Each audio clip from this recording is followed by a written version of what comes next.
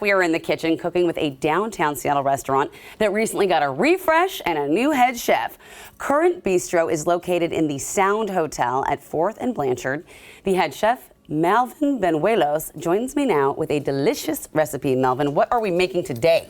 Alrighty, so today we're going to be making one of my favorite recipes that we have of our new menu that we just revamped and relaunched, and it is just a summer garden risotto. I love a risotto. I love a risotto, but here's the thing. Risottos are intimidating. Like, I made one once in a pressure cooker and everyone made fun of me. And they were like, no, risotto takes love and care. So let's talk about how we get it started, because this is where I get a little intimidated. Alrighty, so it's not too bad. A lot of people tend to be a little intimidated by the steps, but okay. It's fairly straightforward. Okay. So right here, what we're going to do first is we're going to get a little bit of our diced onion, and we're going to give it a nice little saute. What we want to do is we want to make sure that the onion is translucent. Okay. And that just means it's kind of see-through, it's nice and soft. Mm-hmm. It's no longer white, it's more like opaque. Yeah. Okay. And this is to build our flavor base for this risotto, which is going to be amazing. So, got it going. It's we're about a couple 30 seconds away, I would say. Okay. All right. So, and then right here, we're going to use arborio rice, which is a short grain variety. Okay. And this one's perfect because the amount of starch content it has is what helps create that creaminess in a risotto. Uh-huh. So, now that our onion is, for the most part, translucent, we're going to go ahead and add in just some of our arborio rice in there. Okay. Is there a brand of arborio rice that you like better than the other, or is there like a place we should go looking for it? I mean, I have no specific one personally that I like to use, but I would say, you know, if you go to like PCC, Metropolitan Market, you're more likely to find those more quality arborio rices. So spend the money on the arborio is what you're saying. You know, okay. it's almost like tires. You know, it's one of those things that, you know, if you spend more money on it, I mean, you're going to get the quality out of it. No, that's true. That's true. I've never left PCC or Met Market without spending like $300 for one bag, but that's okay. My fruit is really good. Okay, so let's talk about Currant Bistro. Y'all recently got a refresh. By the way, what are you adding now? So right here, we're going to add a little bit of white wine, and we're just going to deglaze our pan. And this white wine helps give a little bit of acidity to the dish. Oh, and it smells good. Yeah, we wanted to make sure we toasted our risotto because, or our arborio rice, because when you toast it, it releases a little bit more starch and also helps absorb the liquid. So we're just going to let the wine absorb into it, and then we're going to hit it with some stock. Okay, got it. All right, so now do you let it kind of deglaze a little bit? How long would you work on the deglazing of the pan? So we would say just until it's mostly absorbed or until the alcohol is cooked out. A nice little way you can tell that the alcohol is cooked out is you take a little sniff, and then if it still irritates your nasal passages, that means that there's still some of that alcohol in there. But what if alcohol never irritates my nasal passage? Oh, well, then, you know, I mean, we can keep pouring. I'm joking, you guys. It's smelling pretty good. It's smelling pretty nice and oaky. All right, and so at that point you add what now? Stock? So we're going to add some of our vegetable stock that we have right here. Okay, and you say this is the secret, right? Yes. So we're going to add 1 ladleful, and we're going to stir, and we're going to turn the heat up on that just a little bit. Okay. So we want to bring it to a nice rolling simmer, and from there, the stock, we want to add it gradually, so ladle by ladle. And when you wonder, you know, when do you add the next ladle, it's once that stock is for the most part absorbed. Okay.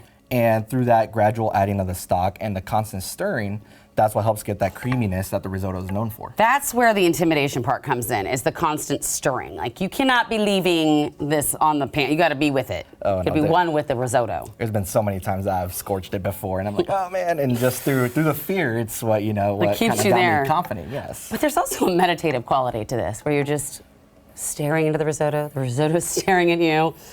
All right, while I am doing this, and before we put the next ladle in, now can you tell me about Currant Bistro and how y'all recently got a refresh? What are people going to experience there? Yeah, so we got a couple of exciting things going on. They've been going on for the past couple months, and we're finally relaunching today, actually. We have a whole new menu with some favorites. We have a mic drop burger, which is a nice 8-ounce prime beef burger from Currant Beef. And it comes with our house-made porcini fondue. It's an interesting little cheese sauce, if you will, for the burger. And, you know, your typical fixins, LTO, stuff like that. Okay. We got a nice halibut dish. We have, of course, a summer risotto and a couple nice little interesting apps that, you know, you might not find anywhere else. Yeah. Like a Brussels sprouts that's inspired by esquite. Esquite, what's that? So esquite is a Mexican little side dish. It's usually composed of corn, mayonnaise, a little bit of like chili lime seasoning. Ooh. It's a nice little spicy, creamy, warm corn Brussels dish. sprouts? Yeah. Yum. So we have our Serve me up. Yeah, we have our nice little take on it where we do an avocado mousse to kind of keep it vegan.